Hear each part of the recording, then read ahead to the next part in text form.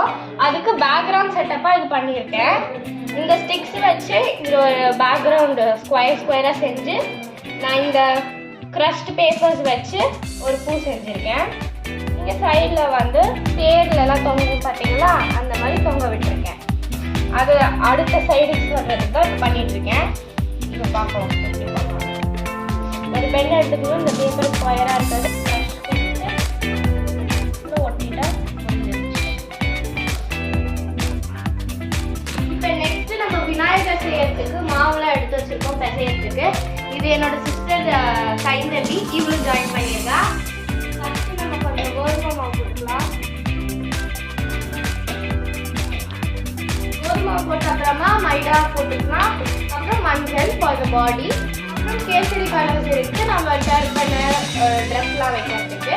பெசஞ்சிட்டு அதுதான் கடைசி அவுட்புட். எப்படி இருக்குன்னு சொல்லுங்க.